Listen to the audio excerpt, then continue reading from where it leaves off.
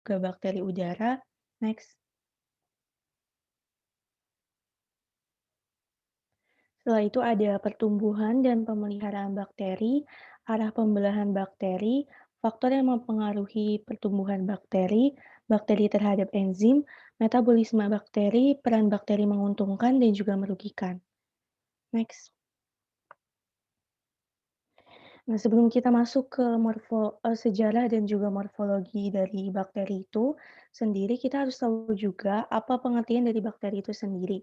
Jadi sebetulnya apa itu bakteri? Jadi bakteri itu berasal dari bahasa Latin, yaitu bakterium, jamak, yang berarti bakteria adalah kelompok organisme yang tidak memiliki membran inti sel. Selain itu, organisme ini termasuk ke dalam prokariota yang berukuran sangat kecil, yaitu mikroskopik sehingga menyebabkan jika kita ingin melihatnya, kita harus menggunakan alat bantuan atau mikroskop. Bakteri ini eh, kebanyakan uniseluler atau bersel tunggal dengan struktur selnya yang relatif sederhana tanpa adanya nukleus atau inti sel, sitoskeleton, lalu organisme lain seperti mitokondria dan juga kloroplas. Selanjutnya akan dijelaskan oleh rekan saya, Sofi. Baik, selanjutnya kita ke sejarah penemuan bakteri. Nah, bakteri ini pertama kali diamati oleh ahli mikroskopis dari Belanda, yaitu Anthony van Leeuwenhoek pada tahun 1674. Dia menemukannya menggunakan mikroskop lensa tunggal buatannya sendiri. Nah, ia menyebut bakteri itu sebagai animalcules yang berarti hewan kecil. Nah, baru pada tahun 1828, Christian Gottfried Ehrenberg memperkenalkan kata bakterium yang berarti tongkat karena bakterium tersebut adalah genus yang terdiri dari kelompok bakteri yang berbentuk tongkat. Sebuah langkah maju yang besar dalam studi bakteri datang pada tahun 1977 ketika Corvus menyadari bahwa archaea ini memiliki garis keturunan evolusi yang terpisah dari bakteri. Taksonomi filogenetik baru ini bergantung pada urutan RNA ribosom 16S dan membagi prokariota menjadi dua domain evolusi, yaitu bakteria dan archaea. Sebagai bagian dari sistem tiga domain, yaitu bakteria, archaea, dan eukariota. Lalu kita lanjut ke ciri-ciri bakteri. Yang pertama ini ada organisme prokariota atau tidak memiliki membran inti sel dan uniseluler atau bersel satu. Lalu pada umumnya bakteri ini berukuran sekitar 0,5 μm dan ada juga yang berukuran lebih dari 10 sampai 100 μm. Misalnya ini pada bakteri berukuran yang besar itu ada Epolipisium vicelsoni, kurang lebih ukurannya 0,5 mm, dan Thiomargarita ukurannya 0,75 mm. Lalu untuk bakteri yang berukuran kecil ini ada Mycoplasma, kurang lebih 0,12 μm. Lalu pada umumnya bakteri ini tidak berklorofil. Bentuk-bentuknya juga bervariasi. Ada yang batang atau basil, kokus atau bola, dan spirillum atau spiral, kokobasil, bulat dan batang, dan vibrio. Nanti akan dijelaskan di slide berikutnya. Lalu pada dinding sel bakteri ini tersusun atas mukopolisakarida dan peptidoglikan. Peptidoglikan ini terdiri dari polimer besar yang tersusun atas N-asetilglukosamin dan N-asetilmuramat yang saling berikatan kovalen. Sel bakteri mempunyai kemampuan dengan dapat mensekresikan liat ke permukaan dinding sel dalam membentuk kapsul yang berfungsi sebagai perlindungan. Lalu lanjut, bakteri ini hidup bebas atau parasit. Lalu membran sitoplasma ini terdiri atas 8-10% fosfolipid dan protein. Dalam kondisi yang tidak menguntungkan, bakteri ini akan membentuk endospora. Fungsinya endospora ini untuk perlindungan bakteri terhadap panas dan gangguan alam. Bakteri ini ada yang memiliki flagel, ada juga yang nggak punya flagel. Nah, fungsi flagel ini nanti untuk bergerak dan akan dijelaskan lebih lanjut nanti. Lalu ada dinding sel bakteri. Dalam dinding sel itu ada yang nggak punya peptidogligan dan ini biasanya hidupnya di lingkungan yang buruk atau ekstrim seperti air panas, kawah, gambut. Jadi tempatnya tuh suhunya tinggi. Lalu untuk bakteri yang punya peptidogligan ini biasanya hidupnya osmolipid. Lalu kita lanjut ke morfologi bakteri. Bakteri merupakan salah satu jenis mikroorganisme yang tidak bisa dilihat oleh mata telanjang. Bakteri ini memiliki bentuk yang bermacam-macam, ada yang bulat, batang, dan spiral. Nah, yang pertama ini bakteri yang berbentuk batang atau basil. Bentuk-bentuk basil ini terbagi menjadi tiga, ada monobasil, diplobasil, streptobasil. Nah, untuk yang monobasil, bakteri yang berbentuk batang ini tuh kan biasanya disebutnya basil. Katanya itu dari basilius yang berarti batang. Bentuk basilnya ini kan dibedakan jadi tiga, ada monobasil, diplobasil, streptobasilnya. Monobasil ini itu bakteri yang hanya berbentuknya hanya ada satu batang atau tunggal. Nah, contoh dari bakterinya ini ada Salmonella typhi yang penyebab penyakit tipus. Lalu ada diplobasil, yaitu bakteri yang berbentuknya batang bergandengan dua-dua seperti ini. Contoh dari bakterinya itu lanjut ke streptobasil. Nah, itu bakteri berbentuk batang yang bergandengan memanjang membentuk rantai seperti ini. Contohnya itu ada Bacillus anthracis penyebab penyakit antraks. Lanjut ke bakteri berbentuk bola atau bulat. Bakteri berbentuk bola ini dikenal sebagai kokus. Yang pertama ada kokus atau monokokus, yaitu bakteri yang berbentuk bola tunggal. Contohnya itu ada Neisseria gonorrhoeae, penyebab penyakit kencing nanah. Lalu yang kedua ada Diplococcus, yaitu bakteri yang berbentuk bola yang bergandengan dua-dua. Contohnya itu Diplococcus pneumonia, penyebab penyakit pneumonia atau radang paru-paru. Lalu yang ketiga ini ada Staphylococcus, yaitu bakteri yang berbentuk bola yang berkoloni membentuk sekelompok sel yang tidak teratur sehingga bentuknya tuh mirip kayak anggur. Lalu ada Streptococcus. Ini bakteri berbentuk bola yang berbentuk memanjang membentuk rantai. Lalu ada Sarkina. Sarkina ini bakteri yang berbentuk bola yang berkelompok 4-4 sehingga bentuknya itu seperti kubus. Lalu ada yang terakhir ada tetrat atau Tetracoccus.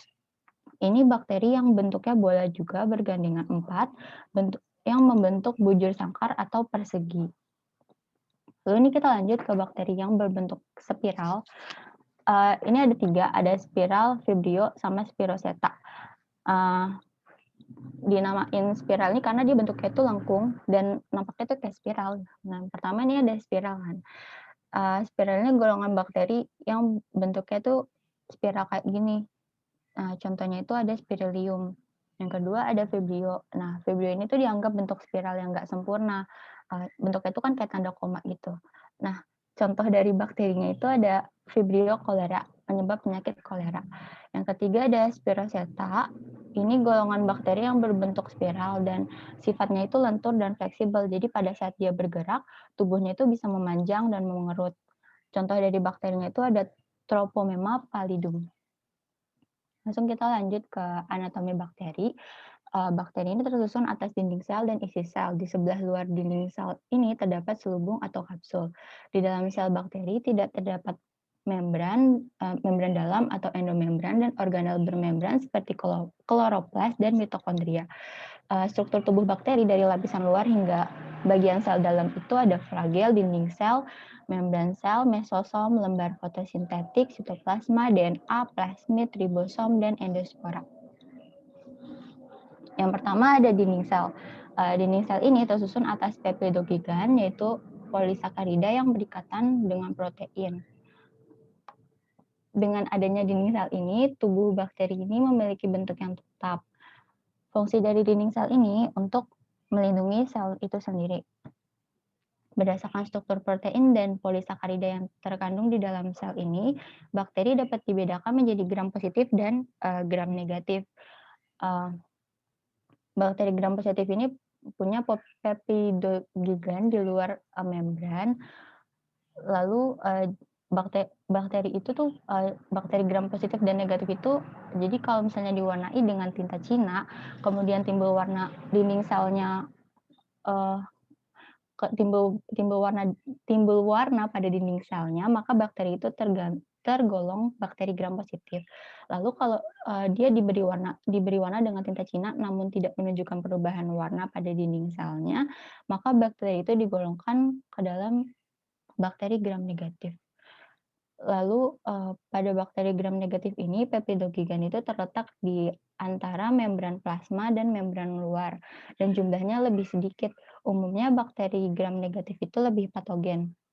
Bakteri gram positif, dinding selnya terdiri atas 60-100% peptidogigan dan semua bakteri gram positif itu memiliki polimer lurus asam N-asetilmuramat dan N-asetilglusamin. Dinding sel beberapa bakteri gram positif mengandung substansi asam teikoat yang dikaitkan pada asam muramat dari lapisan peptidogigan.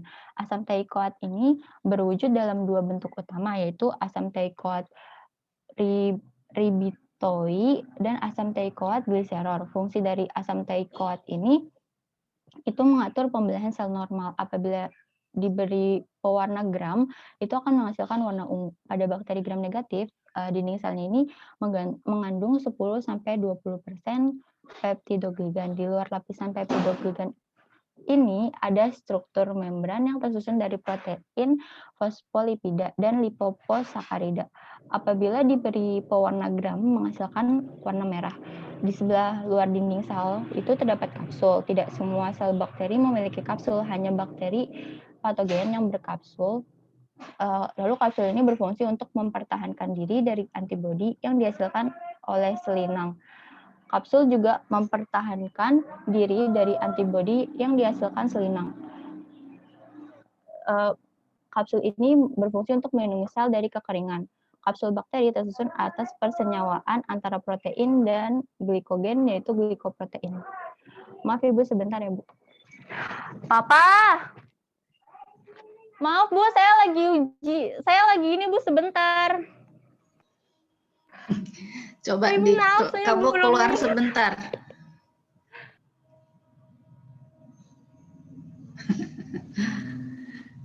Itulah kalau kuliah dari Ibu, rumah maaf, ya banyak dinas gangguan. Saya lupa mute.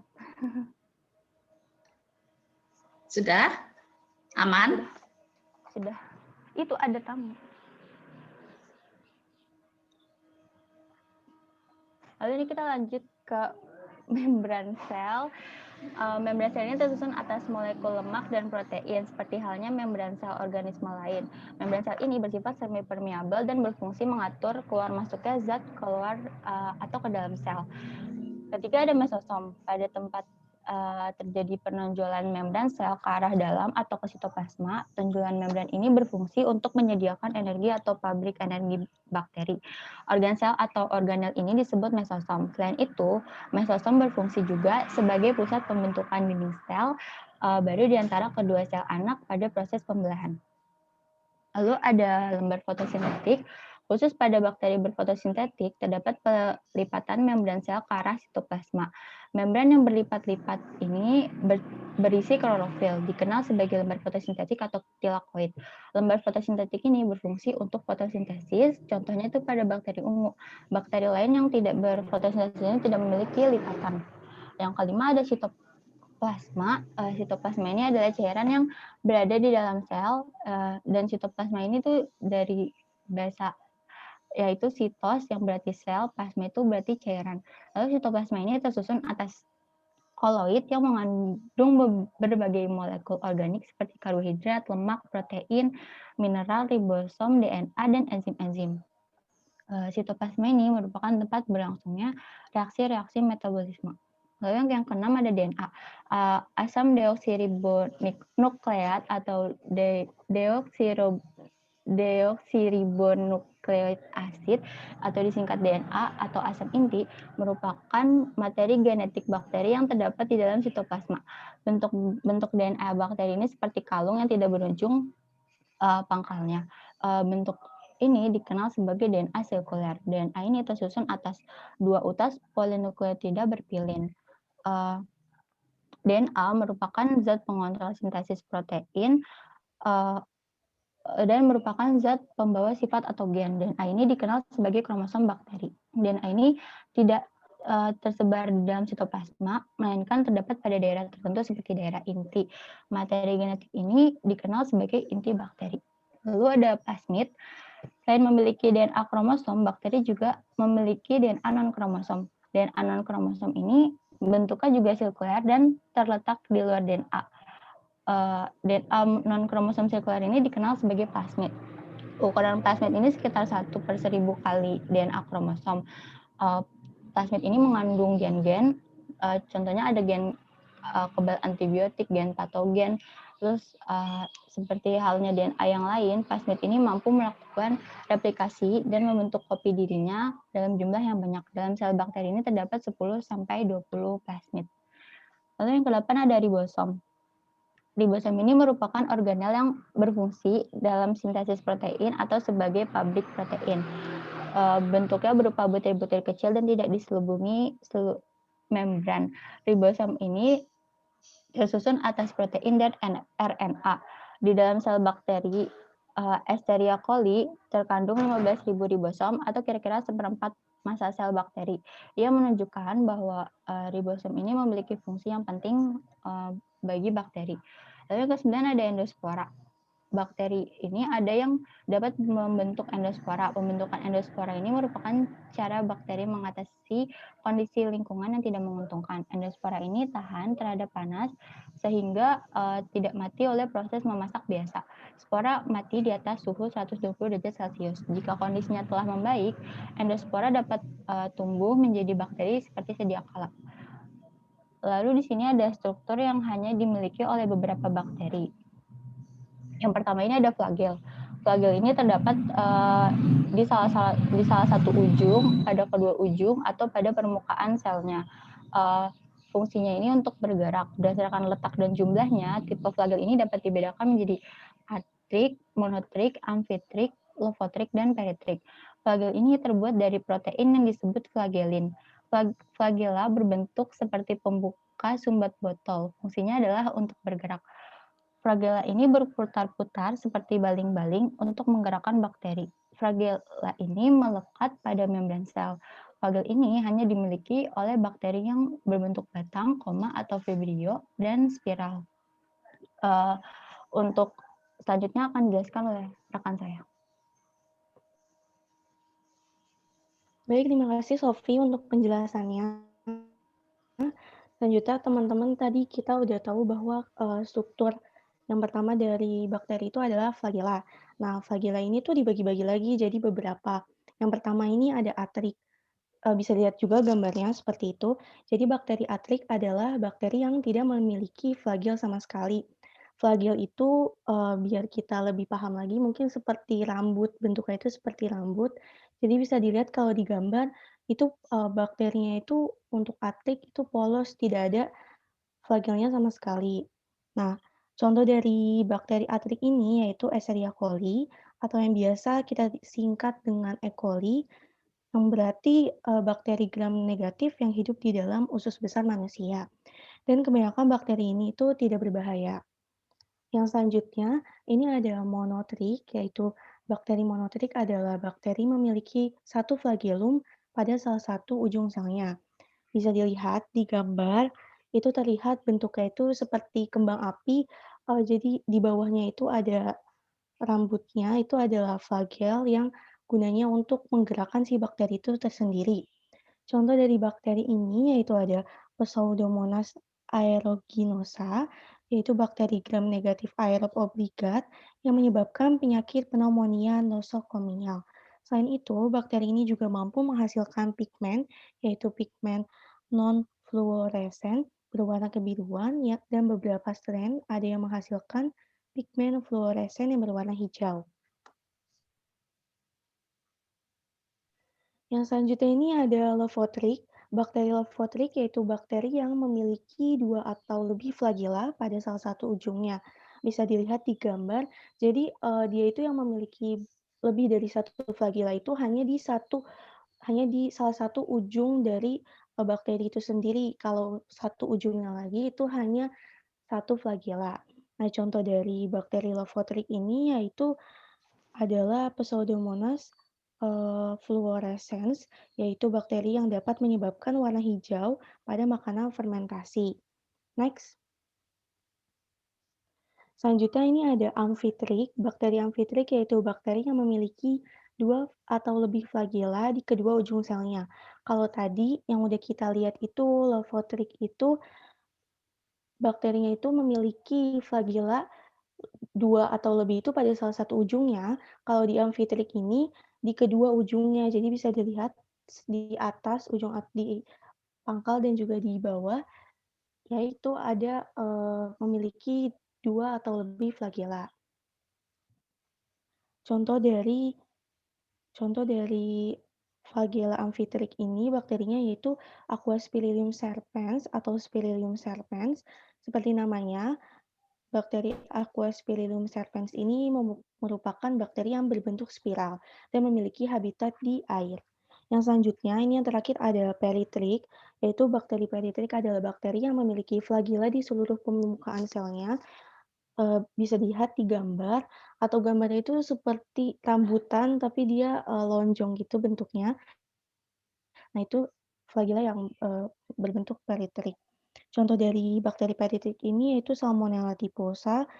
Bakteri Salmonella typhosa ini merupakan bakteri gram negatif yang berbentuk basil atau tongkat, yang menyebabkan penyakit tifus. Penyakit ini disebarkan melalui makanan atau namanya itu foodborne disease. Next. Setelah tadi struktur bakteri itu ada flagela, yang selanjutnya ini ada kapsul. Kapsul yaitu sel bakteri dapat menghasilkan lendir ke permukaan selnya. Lendir tersebut itu tersusun dari air dan polisakarida dan biasanya terdapat pada bakteri saprofit. Lendir yang terkumpul kemudian akan menebal dan membentuk kapsul yang terdiri atas glikoprotein. Seperti yang sudah dijelaskan tadi, kapsul dan lapisan lendir ini fungsinya yaitu sebagai lapisan pelindung. Selain itu, untuk menjaga sel dari kekeringan, membantu melekatkan diri pada substrat, dan juga menunjukkan virulensi suatu bakteri. Kapsul pada bakteri juga berfungsi untuk melindungi diri dari sistem imun sel inangnya. Contoh dari kapsul ini, bakteri yang memiliki kapsul adalah Escherichia coli atau E. coli dan juga Streptococcus pneumonia. Yang ketiga, ini ada pili atau pilus. Pili ini berbentuk seperti filamen, tetapi bukan flagela dan banyak terdapat pada bakteri gram negatif. Ukurannya ini lebih kecil, lebih pendek, dan lebih banyak dari flagela. Contohnya ini adalah Escherichia coli. Fungsi dari pili ini yaitu sebagai pintu gerbang masuknya bahan genetik selama berlangsungnya proses perkembangbiakan antar bakteri. Pili juga memiliki fungsi lain, yaitu sebagai alat untuk melekatkan pada berbagai permukaan jaringan hewan atau tumbuhan yang merupakan nutriennya. Contohnya itu adalah Sex pilus. Next.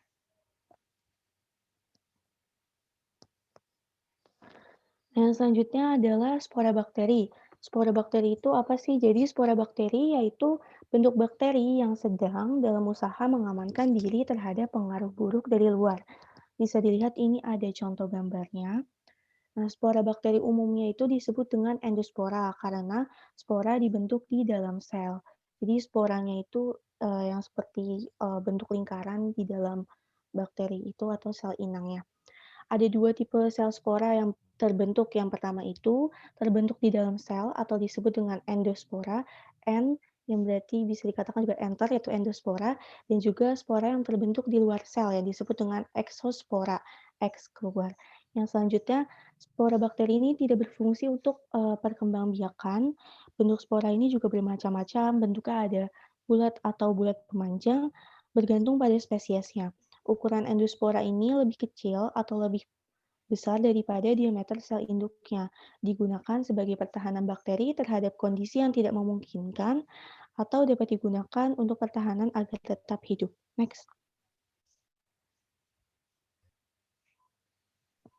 Selanjutnya kami mendapatkan materi atau sumber bahwa fase dari spora ini dibagi menjadi 7 tahap.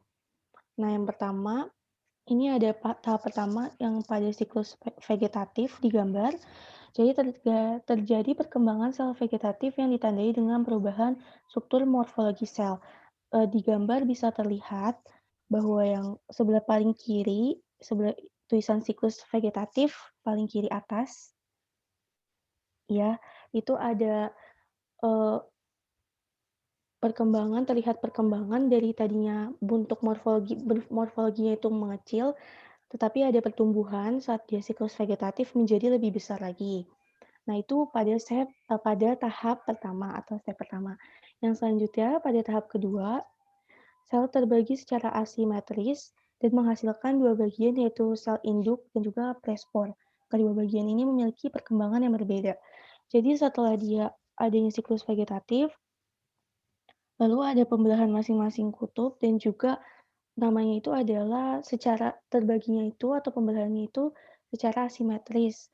Nah, dia terbagi menjadi dua, ada prespor yang di atas yang berwarna putih dan juga ada sel induk.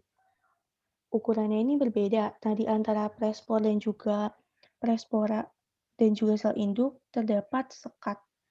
Yang selanjutnya ini masuk ke tahap ketiga dari sporulasi peptidoglikan pada septum terdegradasi dan prespor ditelan oleh sel induknya sehingga membentuk sel dalam sel. Karena si prespora ini ditelan oleh sel induk, maka tahap 3 bisa dikenal juga dengan tahap penelanan, di mana prespor ini yang tadinya fasik-fasik membelah, sudah membelah pada pembelahan sel asimetrik, akhirnya si prespora ini ditelan oleh sel induknya.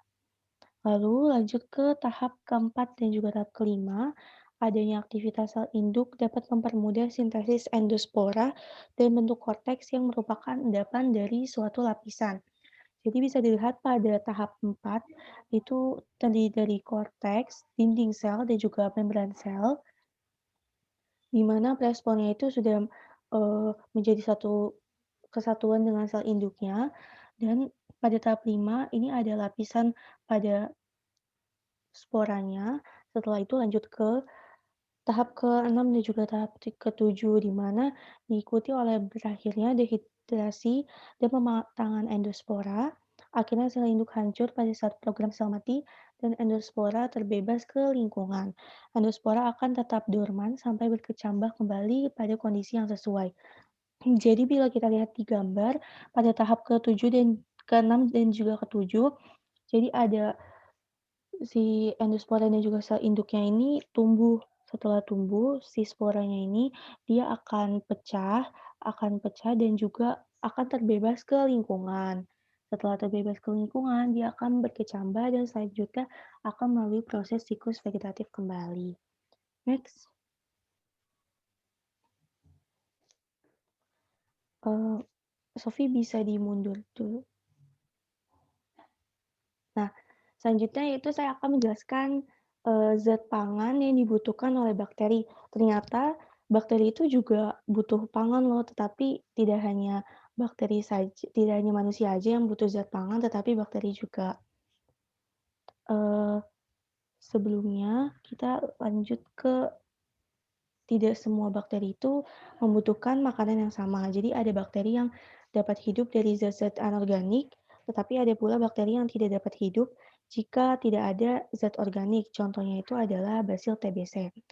Terdapat bakteri juga yang tidak dapat hidup di luar tubuh tuan rumahnya atau host pest. Contohnya itu Treponema pallidum, yaitu patogen yang menyebabkan penyakit sifilis atau raja singa. Bakteri membutuhkan zat-zat anorganik seperti garam-garam, yaitu yang mengandung natrium, kalium, kalsium, magnesium, zat besi, klor, lalu ada sulfur, juga ada fluor, sedang beberapa spesies tertentu memiliki pertumbuhan tambahan mineral seperti mangan dan juga molybdenum. Bakteri memerlukan juga sumber-sumber makanan yang mengandung karbon, hidrogen, oksigen, dan juga nitrogen yang berguna untuk menyusun protoplasma.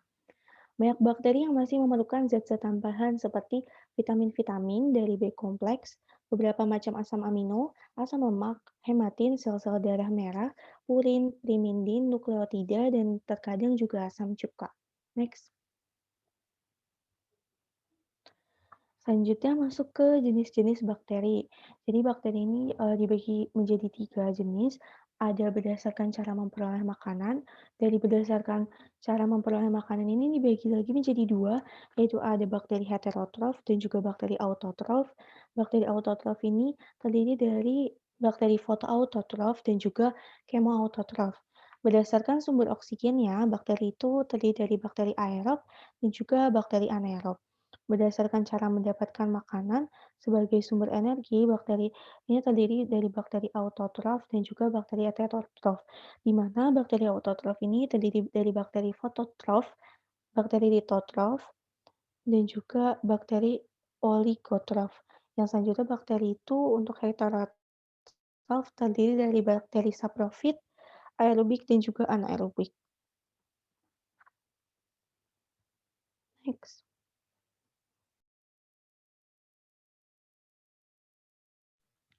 Yang pertama, saya akan menjelaskan bakteri ini jenisnya berdasarkan cara memperoleh makanannya. Ini ada bakteri heterotrof. Bakteri ini hidup dengan memperoleh makanan berupa zat organik dari lingkungannya karena tidak dapat menyusun sendiri zat organik yang dibutuhkannya.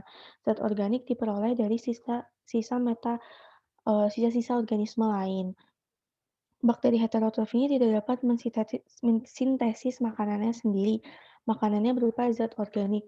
Jadi bisa dikatakan bakteri heterotrof ini independen atau tidak bisa berdiri sendiri. Jadi dia masih membutuhkan zat organisme lain karena dia membutuhkan zat-zat sisanya dari organisme lain itu sendiri untuk memperoleh makanannya sehingga menjadi zat organik.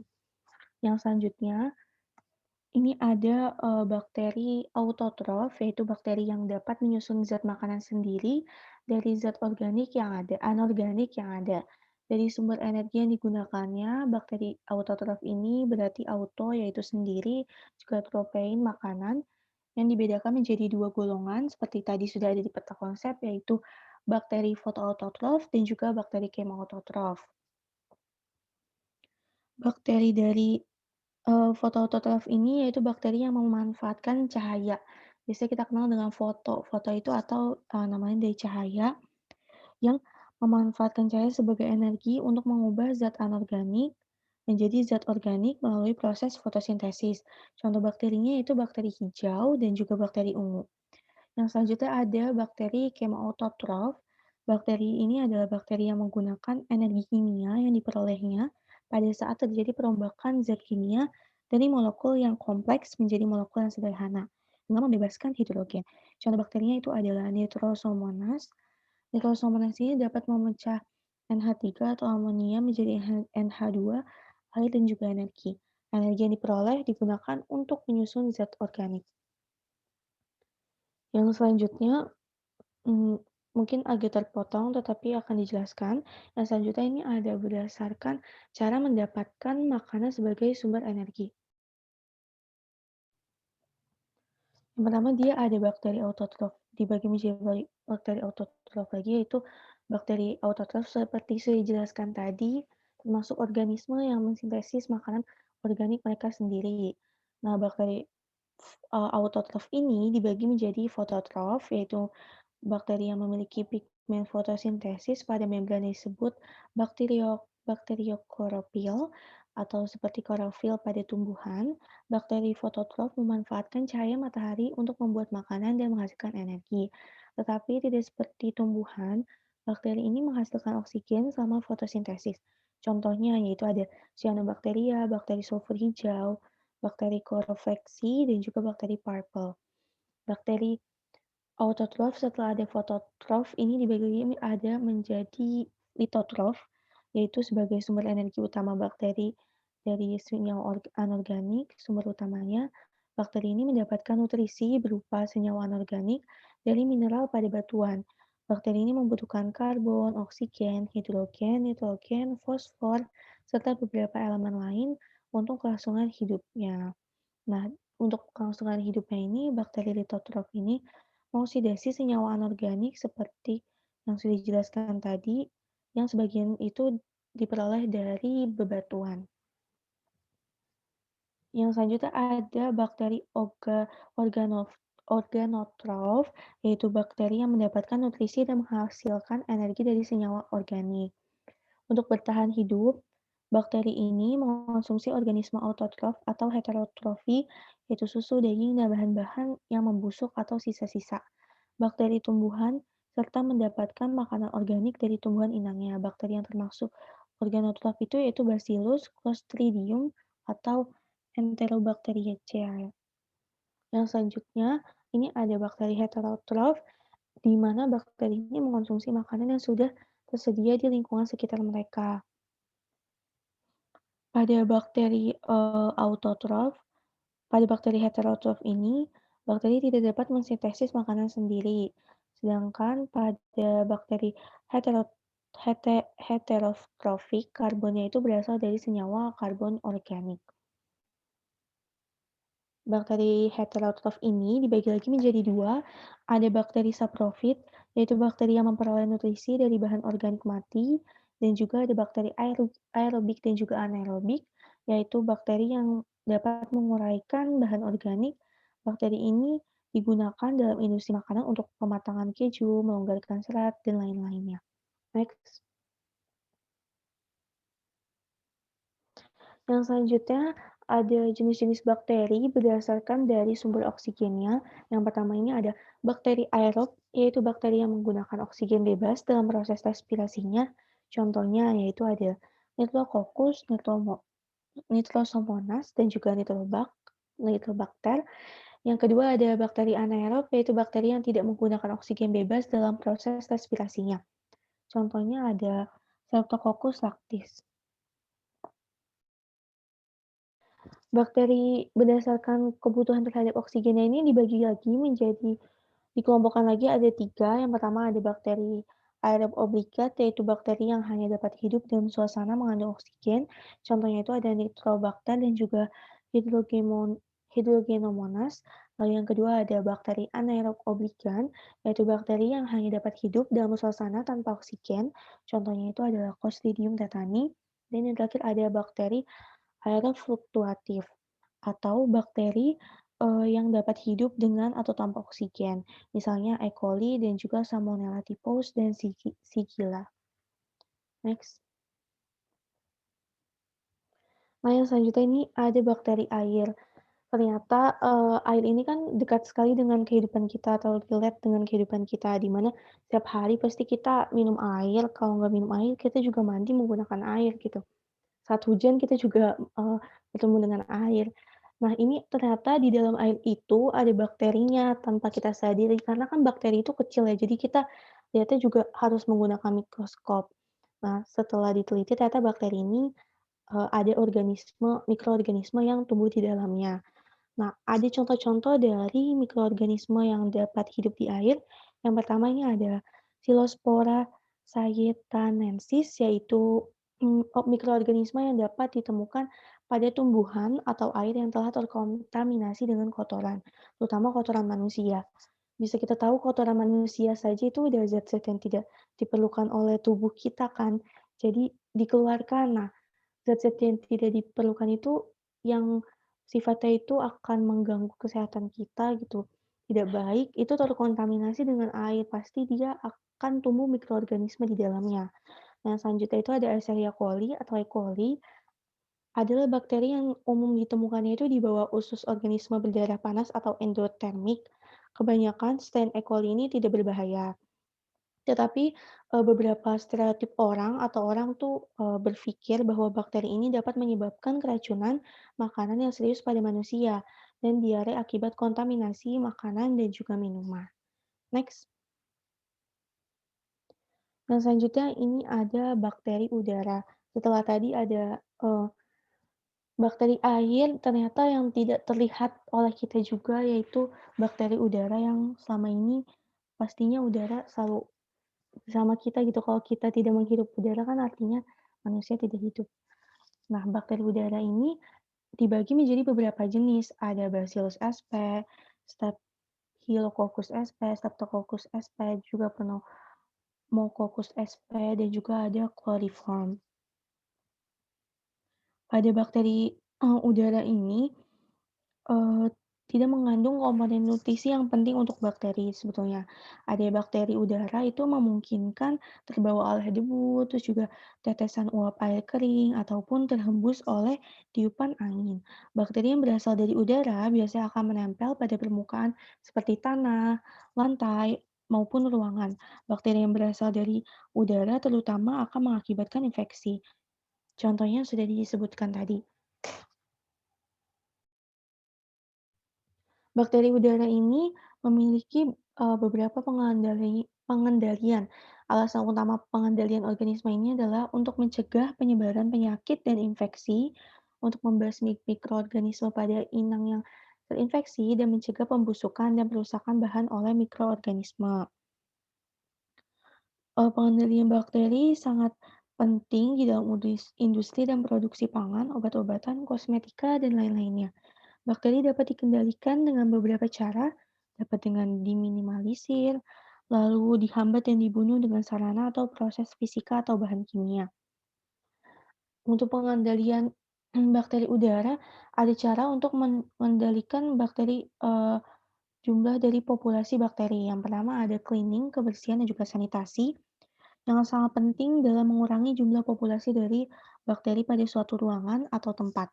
Prinsip cleaning dan sanitasi ini yaitu merupakan menciptakan lingkungan yang tidak dapat menyediakan sumber nutrisi bagi pertumbuhan mikroba, sekaligus membunuh sebagian besar populasi dari mikroba. Yang keduanya ada desinfektan, yaitu proses pengaplikasian bahan kimia atau desinfektan terhadap peralatan, lantai, dinding, atau lainnya untuk membunuh sel vegetatif. Tetapi 5 disinfektan ini diaplikasikan pada benda hanya berguna untuk membunuh sel vegetatif saja, tetapi tidak mampu untuk membunuh sporanya. Yang ketiga ini ada antiseptis, yaitu aplikasi senyawa kimia yang bersifat antiseptis terhadap tubuh untuk melawan infeksi atau mencegah pertumbuhan mikroorganisme dengan cara menghancurkan atau menghambat aktivitas mikrobanya itu. Yang terakhir ini ada sterilisasi, yaitu proses menghancurkan semua jenis kehidupan sehingga menjadi steril. Sterilisasi seringkali digunakan dengan pengaplikasian udara panas. Next. Yang selanjutnya ada pertumbuhan dan pemeliharaan bakteri. Pada umumnya, bakteri ini mengenal satu macam perkembangbiakan atau pembiakan, yaitu secara aseksual atau vegetatif. Pembiakan ini berlangsung cepat jika faktor-faktor luarnya itu juga menguntungkan. Tujuan dari perkembangbiakan ini sendiri untuk menambah jumlah atau populasi bakteri. Reproduksi bakteri terjadi dari dua tahap, yaitu ada reproduksi aseksual dan juga reproduksi seksual. Reproduksi seksual ini dibagi lagi menjadi bakteri, melalui melalui mekanisme rekombinasi gen melalui 3 cara, yaitu ada konjugasi, transduksi, dan juga ada transformasi. Nah, selanjutnya ini akan dijelaskan oleh rekan saya. Kepada Anissa, dipersilahkan. Baik, yang pertama dari reproduksi aseksual. Bakteri mengalami reproduksi aseksual dengan cara pembelahan biner, yaitu pembelahan dari satu menjadi 2 sel dan seterusnya. Pembelahan biner ini termasuk pembelahan amitosis, artinya pembelahannya tidak melibatkan tahapan pembelahan sel seperti halnya manusia, melainkan berlangsung secara spontan atau secara langsung. Nah, pembelahan biner ini dapat dibagi atas 3 fase, yaitu fase pertama, sitoplasma terbelah oleh sekat yang tumbuh tegak lurus. Fase yang kedua, tumbuhnya sekat akan diikuti oleh dinding yang melintang. Fase ketiga, terpisahnya kedua sel anak yang identik. Next.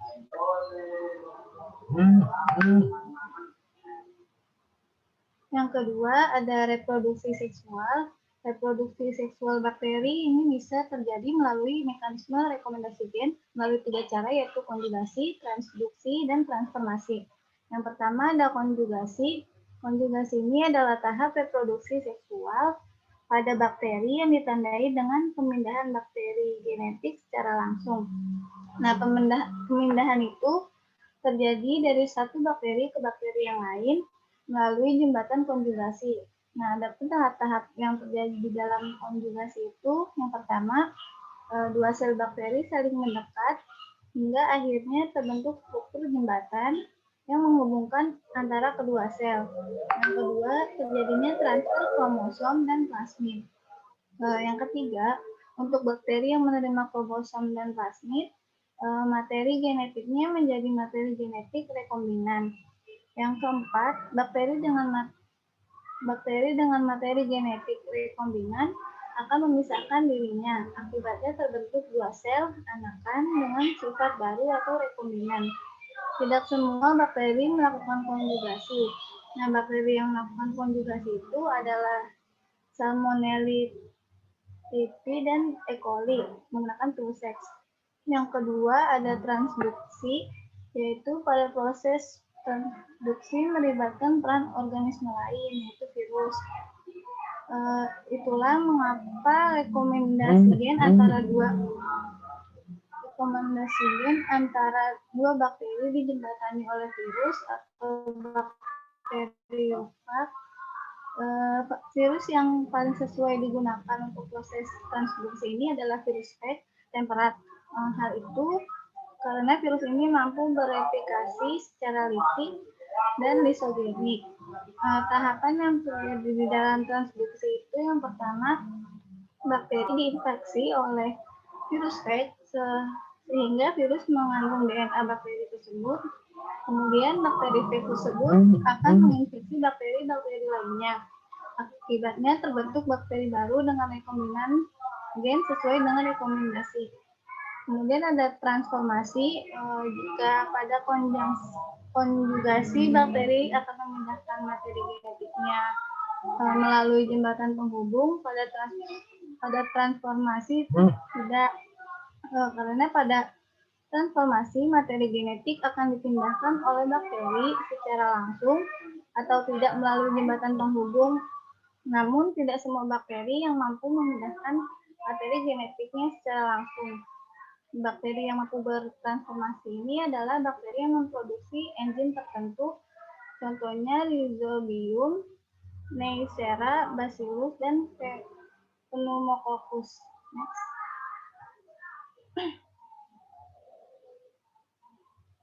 Kemudian ada arah pembelahan bakteri pada gelombang basil dan golongan pembelahan itu satu jurusan saja. Dinding yang membagi dua bakteri itu tegak lurus pada poros dari ujung ke ujung.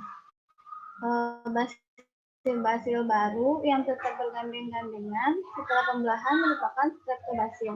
Contoh untuk ini adalah Streptobacillus moniliformis, yaitu suatu patogen yang terdapatan pada tikus dan kadang-kadang pada manusia. Kemudian ada pada Streptococcus, kita kenal bentuk Streptococcus, yaitu kalau pembelahannya terus-menerus terjadi menurut satu jurusan dan sel-sel berganding-gandengan. Contohnya itu Streptococcus lactis, suatu saproba yang menyebabkan masamnya air susu. Next.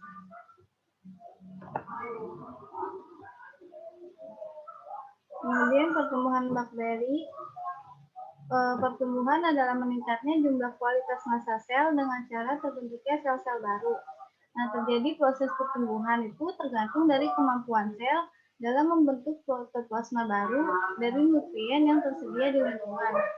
Pada bakteri, pertumbuhan secara aseksual dan disebut dengan pembelahan biner. Pembelahan biner berlangsung dengan interval yang teratur dengan penambahan atau pelipatan secara eksponensial. Fase pertumbuhan bakteri itu yang pertama ada fase lag atau fase penyesuaian, merupakan fase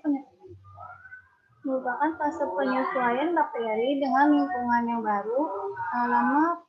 Lama fase lag pada bakteri sangat bervariasi, tergantung pada komposisi media, pH, suhu, aerasi, dan jumlah sel pada inokulum awal dan sifat fisiologis mikroorganisme pada media sebelumnya. Kemudian ada fase logaritma atau eksponensial. Ini ditandai dengan terjadinya periode pertumbuhan yang cepat. Setiap sel dalam populasi membelah menjadi sangat Membelah menjadi sangat dipengaruhi oleh genetik yang diturunkan. Kemudian ada fase stasioner. Fase stasioner ini terjadi pada saat laju pertumbuhan bakteri sama dengan laju kematiannya, sehingga jumlah bakteri keseluruhan akan tetap. Keseimbangan jumlah keseluruhan bakteri ini terjadi karena pengurangan derajat pembelahan sel. Hal ini disebabkan oleh kadar nutrien yang berkurang dan terjadi akumulasi produk toksik sehingga mengganggu pembelahan sel. Fase stasioner ini dilanjutkan ke fase kematian. Nah, fase kematian merupakan fase di mana laju kematian itu lebih besar dari kemampuan mikroorganisme untuk tetap tumbuh dan tetap hidup. Next. Kemudian ada faktor-faktor yang mempengaruhi pertumbuhan bakteri. Pengetahuan tentang faktor-faktor yang mempengaruhi pertumbuhan bakteri ini sangat penting di dalam mengendalikan bakteri. Berikut adalah faktor-faktor yang mempengaruhi pertumbuhan bakteri. Yang pertama adalah zat makanan. Sebagian besar bakteri yang hidup bebas dapat tumbuh baik pada ekstrak lagi. Bakteri parasit membutuhkan zat-zat khusus yang hanya terdapat dalam darah atau dalam ekstrak jaringan hewan. Zat makanan yang digunakan untuk pertumbuhan bakteri itu harus mengandung sumber karbon, sumber nitrogen, mineral, dan faktor pertumbuhan yang meliputi asam amino, urin, pirimidin, dan vitamin. Yang kedua ada derajat keasaman lingkungan atau pH. pH pembenihan juga mempengaruhi pertumbuhan kuman dalam membantu metabolisme bakteri. Bakteri tumbuh subur pada kisaran pH 6,5 sampai 7,5. Sedangkan sistem yang mencerminkan luasnya rentang pH ditujukan oleh berbagai bakteri, diantaranya yang pertama pseudofil memiliki rentang pH 6,5 sampai 7, mesofil 7,5 sampai 8, alkalofil 8,4 sampai 9. Hal ini terutama dijumpai pada bakteri yang bersifat fermentatif yang menghasilkan sejumlah besar asam-asam organik yang bersifat menghambat. Kemudian yang ketiga ada suhu, itu merupakan faktor penting dalam pertumbuhan bakteri. Apabila suhu tidak sesuai dengan kebutuhan bakteri, maka akan terjadi kerusakan sel. Yang keempat itu ada kelembapan. Ruangan dengan kelembapan di atas 75% akan menyebabkan perkembangannya bakteri, sedangkan udara yang sangat kering dapat membunuh bakteri atau menyebabkan penghentian kegiatan metabolisme bakteri. Yang kelima ada oksigen. Oksigen ini dibutuhkan untuk respirasi bakteri. Bakteri diklasifikasikan menjadi 3 kelompok berdasarkan kebutuhan oksigennya, yaitu aerob, bakteri yang memerlukan oksigen untuk hidupnya. Kemudian ada anaerob, bakteri yang tidak dapat hidup apabila ada oksigen. Yang ketiga ada aerob fakulatif, yaitu bakteri yang mampu tumbuh dalam lingkungan dengan atau tanpa oksigen. Yang keenam ada pencahayaan. Cahaya dalam ruangan dapat menghambat pertumbuhan bakteri. Yang ketujuh ada tekanan osmotik bakteri. Jika tekanan osmotik lingkungan lebih besar, sel akan mengalami plasmosis. Sebaliknya jika tekanan osmotik lingkungan ini lebih kecil atau hipotonis, akan menyebabkan sel membengkak dan juga mengakibatkan selnya rusak. Next.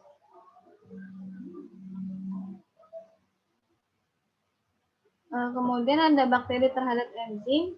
Enzim dihasilkan oleh semua makhluk hidup untuk mengkatalisis reaksi biokimia dalam tubuh makhluk hidup tersebut, sehingga reaksi itu dapat berlangsung lebih cepat. Nah, beberapa bisa dipercepat dikit mengingat waktunya. Halo. Bisa dipercepat dikit mengingat waktunya.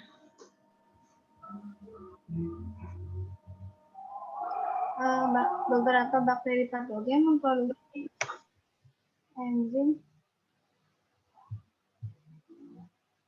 memproduksi enzim seperti enzim hidrolitik seperti protease dan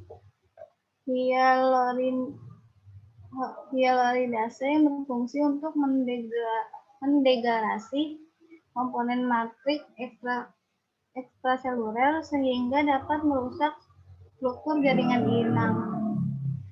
Enzim hidrolitik ini digunakan oleh bakteri untuk memperoleh sumber karbon dan energi dengan mengajukan polimer inang menjadi gula sederhana dan asam amino. Kemudian bakteri Staphylococcus menghasilkan protease ekstraseluler jenis metaloprotease yang bersifat toksik. Itu Streptococcus grup B menghasilkan hyaluronidase merupakan enzim ekstraseluler. Next.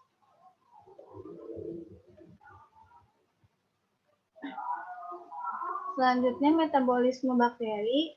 Metabolisme didefinisikan sebagai sebuah reaksi kimia yang terjadi dalam sel. Bakteri dapat mengubah zat kimia dan energi radiasi ke bentuk yang berguna untuk kehidupannya melalui proses respirasi, fermentasi, dan fotosintesis. Yang pertama ada respirasi. Anissa interupsi. Masih banyak, Nak? Masih banyak? Kalau masih banyak, mohon dipercepat. Waktunya cuma 1 jam. Kita sudah jam 9 lebih nih. Belum diskusi. Ya, jadi mungkin poin-poinnya aja yang dibacakan. Silakan. Kemudian dari respirasi terbagi menjadi 2, yaitu respirasi aerob dan respirasi anaerob. Kemudian dari respirasi anaerob itu disebut fermentasi dan kemudian ada fotosintesis. Next.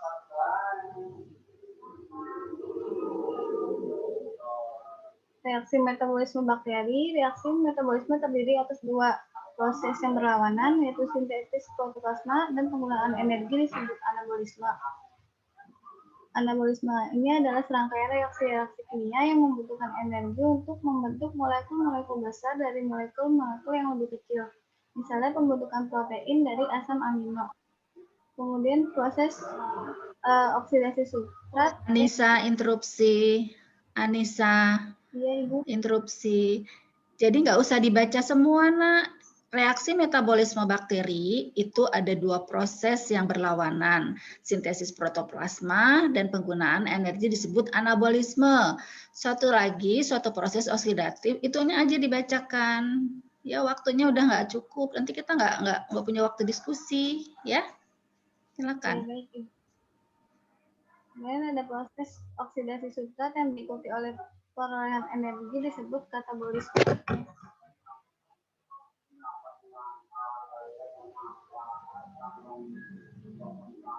Bagaimana bakteri memperoleh energi itu melalui proses oksidasi dan juga proses reduksi. Next.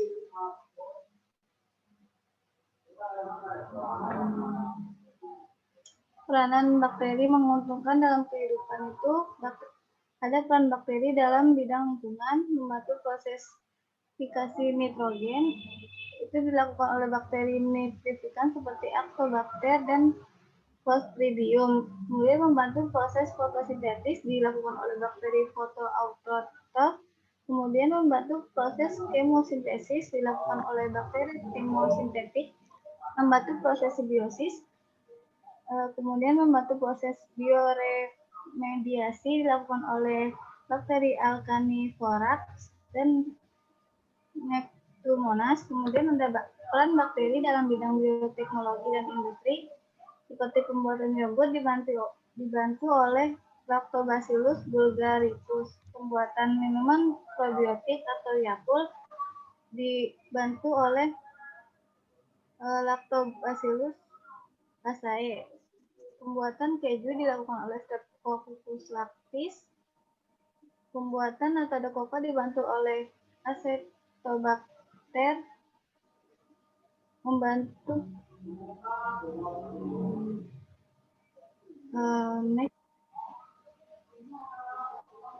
peran bakteri menguntungkan dalam kehidupan. Peran bakteri dalam bidang kesehatan itu ada bakteri mikroflora atau mikrobiota normal dapat memberi nutrisi yang dibutuhkan oleh tubuh kita seperti vitamin K. Kemudian dalam bidang pertanian, terdapat beberapa jenis bakteri yang mampu menambah kesuburan tanah dengan mengikat nitrogen di alam bebas dan mengubahnya menjadi senyawa sederhana yang mulai diserap oleh tumbuhan.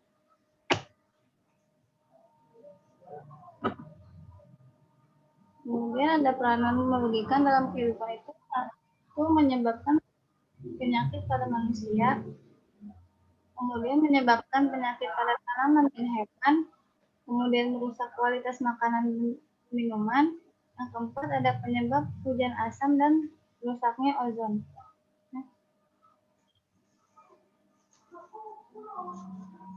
Kemudian ada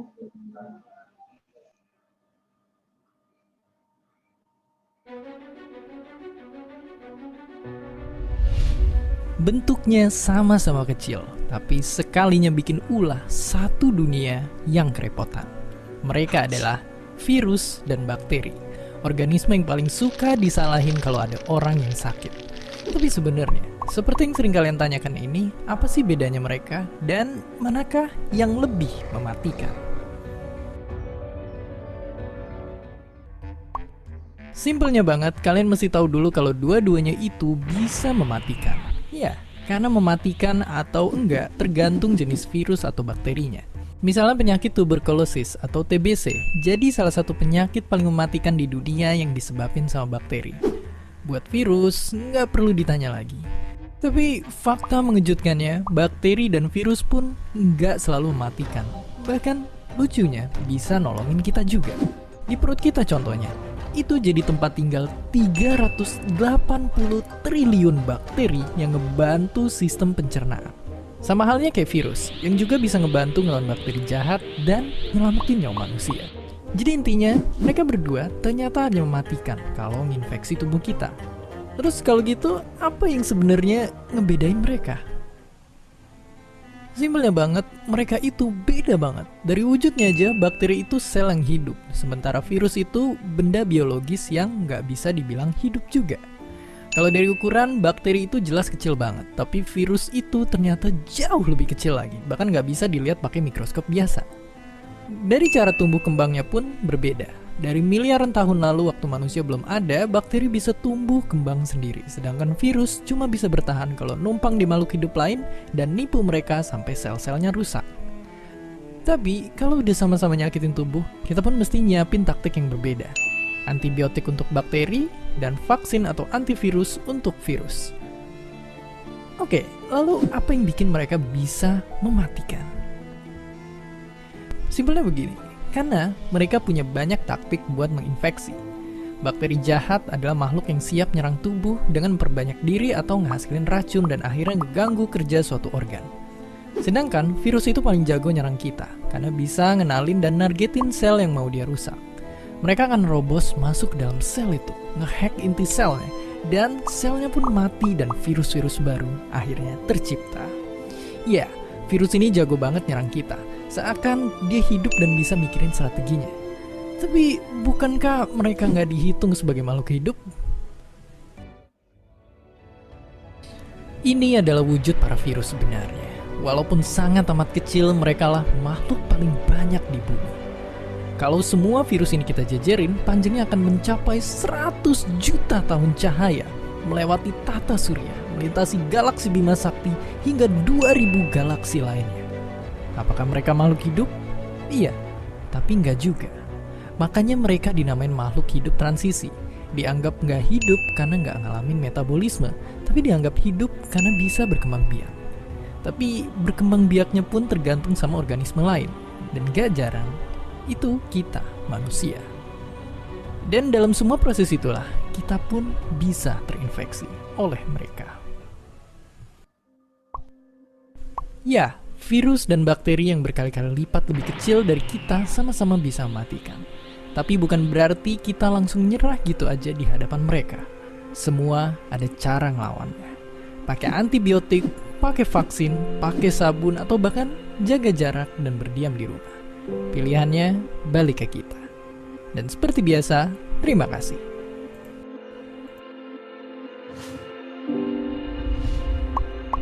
Terima kasih.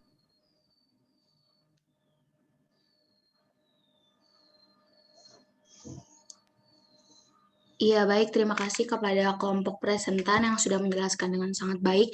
Lalu untuk selanjutnya, langsung kita buka diskusi pada kali ini ya. Untuk penanya wajib, waktu dan tempat dipersilahkan untuk bertanya. Izin bertanya, saya Uma Taqwa dari kelompok 7. Di PPT, bakteri itu memperoleh energi melalui melalui proses oksidasi dan reduksi. Kemudian, apakah oksidasi dan reduksi dapat terganggu sehingga mengakibatkan terganggunya proses terbentuknya energi? Jika bisa, apa yang harus dilakukan? Terima kasih.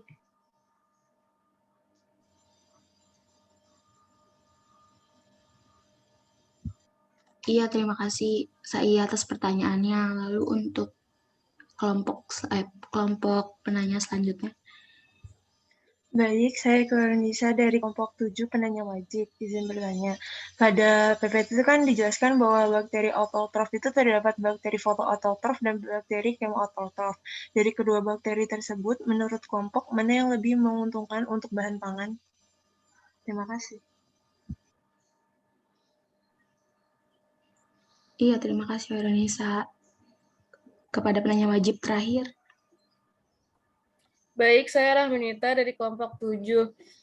Saya pernah membaca artikel bahwa faktor yang dapat mempengaruhi perkembangan sistem imun pada bayi atau anak salah satunya adalah mikrobiota usus. Dan bakterinya adalah mikrobiota yang paling banyak. Apakah itu benar? Dan tolong jelaskan bakteri apa yang paling banyak yang membantu perkembangan imun bayi. Terima kasih. Ya, terima kasih kepada para penanya wajib.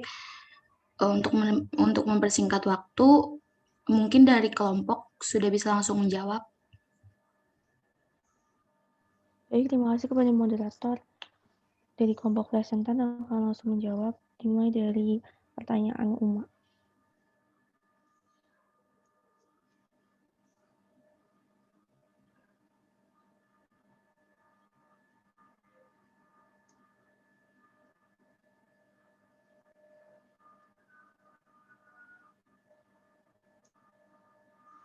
Mohon maaf karena salah satu teman kita bermasalah jaringan, jadi akan saya gantikan, yaitu tadi sudah dijelaskan oleh Uma pertanyaannya.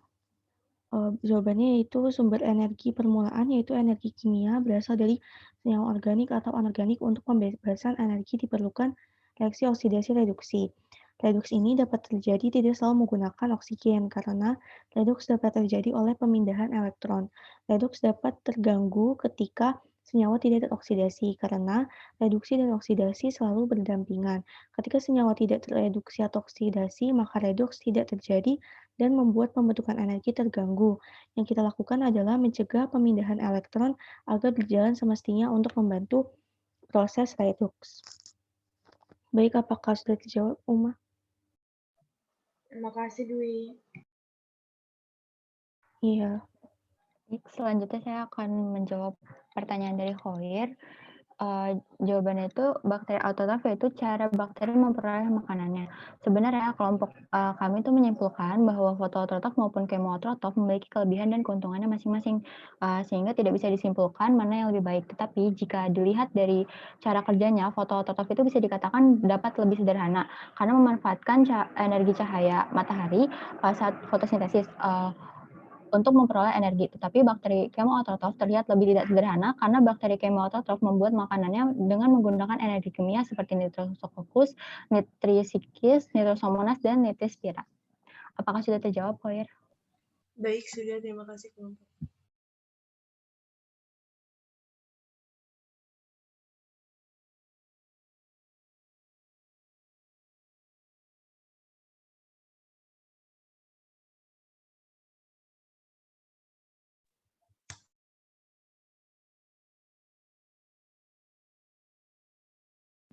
Kemudian saya akan menjawab pertanyaan apa, yaitu yang paling banyak dalam tubuh bayi yaitu antibodi Imoglobulin antibodi adalah zat kimia yang beredar di aliran darah dan termasuk sebagai bagian dari sistem imunitas atau kekebalan tubuh. Antibodi memiliki fungsi penting bagi tubuh, yaitu sebagai benteng pertahanan terhadap antigen seperti virus, bakteri, dan zat racun yang menjadi penyebab penyakit.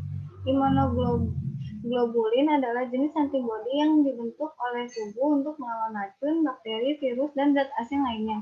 Di antaranya, berbagai macam imoglobulin itu hanya IgA yang dapat melintas plasenta dan merupakan antibodi yang paling kecil yang dibentuk tubuh, tetapi jumlahnya paling banyak.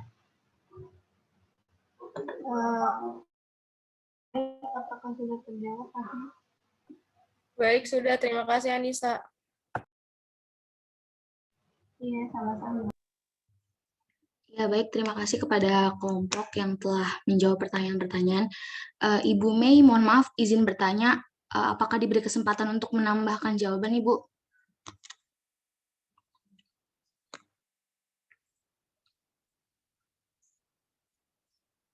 Ibu, mohon maaf, masih di mute.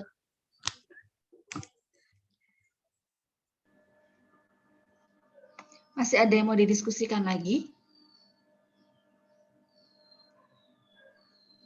Mengingat waktunya sudah, masalahnya kelompok tadi sudah menjelaskan dengan banyak ya, dengan cukup banyak materi tentang bakteri ini. Mungkin saya aja yang menambahkan langsung ya, Evita ya. Ya, oke, makasih. Iya, baik, Ibu. Ya, seperti tadi saya katakan bahwa kelompok sudah banyak menjelaskan tentang bakteri. Ternyata bakteri juga kehidupannya sangat dipengaruhi oleh lingkungan. Di antaranya adalah cahaya, ya, oksigen, air, pH itu sangat mempengaruhi pertumbuhan dari bakteri ini. Makanya tadi ada pengelompokan bakteri di antaranya adalah fotoautotrof. Nah, bakteri-bakteri ini adalah jenis bakteri yang dia hidupnya membutuhkan sinar atau cahaya. Nah, jenis-jenis bakteri seperti ini ketika tidak menguntungkan bisa kita kendalikan. Ya, tapi ketika dia menguntungkan bisa kita manfaatkan. Seperti bakteri-bakteri yang ada atau yang hidup di pencernaan manusia. Ya, sebagai penyeimbang mikroba atau mikrobiota yang ada di pencernaan. Ya, fungsi dari bakteri-bakteri di pencernaan ini adalah mereka memodulasi. Ya, jadi bakteri-bakteri atau mikroba yang jahat dalam tanda kutip itu akan dienyahkan atau akan dipengaruhi oleh mikrobiota atau bakteri yang baik tadi. Di antaranya bakteri-bakteri yang baik tadi adalah bakteri yang kita sebut dengan probiotik. Ya, probiotik ini banyak terdapat pada produk-produk fermentasi.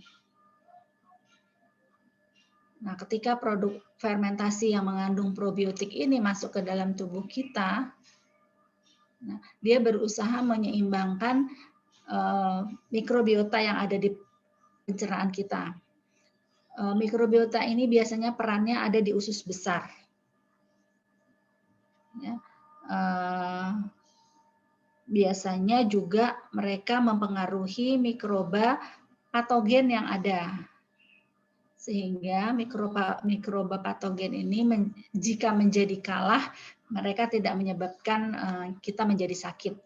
Tetapi yang ketika bakteri patogen tadi yang kuat, yang menang, yang mungkin jumlahnya lebih banyak, maka perut kita bisa menjadi sakit atau pencernaan kita bisa menjadi sakit atau tubuh kita bisa menjadi sakit. Ya. Nah, bakteri baik ini kalau ada di dalam perut dalam jumlah yang banyak, juga dia akan secara alami akan mati. Ya. Tetapi kembali lagi ke individu. Ketika terlalu banyak, sebagian besar mati, walaupun dia bakteri baik istilahnya, tapi ada yang menjadikan orang tersebut menjadi sakit perut atau diare. Tapi seharusnya secara umum tidak. Ya, tapi kembali lagi ke individunya. Mungkin individu tersebut masuk orang-orang yang sensitif sehingga berpengaruh terhadap pencernaannya. Tapi harusnya tidak, karena secara alami mereka akan seimbang. Jadi kalaupun kita konsumsi dalam jumlah yang banyak, itu tidak ada manfaatnya, karena pasti dia akan mati. Misalnya, supaya bakteri baiknya bagus di dalam pencernaan kita, probiotiknya kita minum dalam jumlah yang banyak. Katakanlah 5 botol sekali minum. Itu nggak ada gunanya. Ya, karena secara alami dia juga terseleksi di dalam pencernaan kita. Nggak semua 5 botol itu probiotiknya langsung ada di perut kita, hidup di pencernaan kita, tidak juga, karena ada batasannya. Ya, tapi yang jelas dia sudah masuk ke dalam pencernaan kita dan membantu menyeimbangkan biota yang ada di pencernaan kita, terutama dia menyeimbangkan untuk yang patogen, bakteri-bakteri yang patogen. Ya. Nah, E. coli itu juga ada di pencernaan kita. E. coli, coliform. Coliform itu adalah salah satu keluarga jenis coli, ya, yang hidupnya di pencernaan. Nah, ketika coliform ini keluar dari pencernaan kita melalui feses, artinya ketika ada produk pangan yang mengandung coliform, ya, terutama E. coli, artinya produk tersebut sudah tercemar, ya, mempunyai mutu yang tidak baik. Dalam jumlah tertentu bisa menyebabkan kita menjadi sakit perut atau diare. Ya, tetapi secara umum coliform itu ada di pencernaan kita. Baik di pencernaan manusia maupun di pencernaan hewan. Ya, makanya kalau air yang tercemar oleh coliform atau E. coli itu adalah air-air yang sudah tidak sehat. Nah, ketika air ini digunakan untuk makanan kita, ya otomatis makanan kita menjadi makanan yang tidak aman. Sampai di sini jelas? Baik. Ada yang mau ditanyakan? Ya? Ini maaf, pesawat saya lagi lewat. Tanya, Kenapa? yang kata Ibu tadi, jika airnya sudah tercemar E. coli atau coliform, itu kan berarti udah terkontaminasi ya Bu. Lalu bagaimana ya Bu cara kita mengetahui kalau airnya itu udah tercemar gitu Bu? Nah, salah satu cara menyiasatinya adalah ketika kita ingin menggunakan air tersebut, kalau untuk minum sebaiknya direbus, dimasak dulu. Karena dengan panas yang tinggi, 100 derajat, coliform secara umum tuh akan mati. Nah, ketika kita ingin mencuci makanan kita, ya kita cuci, tetapi setelah itu harus kita masak. Makanya untuk lalapan, makanan mentah, kita biasanya menyarankan untuk mencuci dengan air yang matang.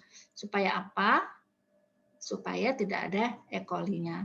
Kecuali misalnya adalah air pam. Maaf ya, karena air pam itu harusnya sudah bebas E. coli. Ya, sudah punya standar mereka. Tapi kalau kita misalnya menggunakan air mata air, air sumur, air pompa, nah itu yang kadang-kadang mengontrolnya agak susah. Jelas? Nah, hati-hati juga ketika kita jajan, ya. Seringkali jajan-jajan yang kita beli itu mungkin mereka tidak mengolah produk pangannya dengan baik, ya, sehingga terkadang mengandung E. coli. Bisa saja alat makannya, ya, setelah dicuci dengan air misalkan dicuci, terus kita keringkan, tapi ternyata masih tersisa bakterinya, kemudian kita gunakan untuk memakan, ya otomatis makanannya akan tercemar. Seperti itu. Ya, makanya kalau catering besar, restoran besar yang sudah memenuhi standar, biasanya mereka mengeringkan alat-alat makannya dengan panas atau dengan matahari. Supaya apa? Supaya ada panas sehingga membantu ketika ada terpapar kuman, ya, tercemar kuman, khususnya E. coli, itu akan mati seperti itu. Begitu Tiara? Baik Ibu, jelas Bu.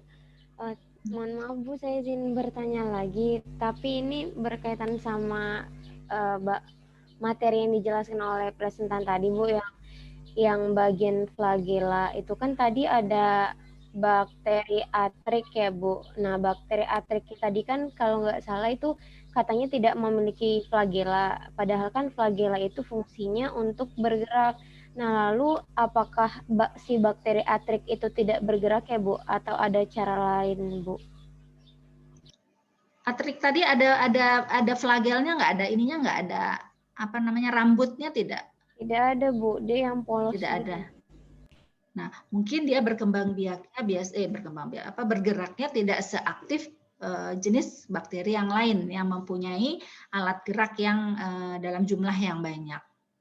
Tapi dia tetap bisa berkembang biak, bisa tetap hidup, seperti itu. Jadi mobilitasnya tidak secepat atau tidak seperti yang bakteri jenis lainnya. Begitu Tiara, itu kan hanya alat gerak ya. Oh ya, baik Ibu, terima kasih Bu. Kembali. Dan jenis bakteri seperti itu sepertinya sedikit. Tidak. Lagian kalau bakteri bergerak tidak seperti, jangan dibayangkan bergerak seperti kita berjalan ya. Mereka kecepatannya mungkin 0,0 sekian kilometer per jam mungkin. Ya, jadi bergeraknya itu ya tidak, jangan bayangkan dengan yang besar-besar dengan hewan seperti itu. Ya Tiara?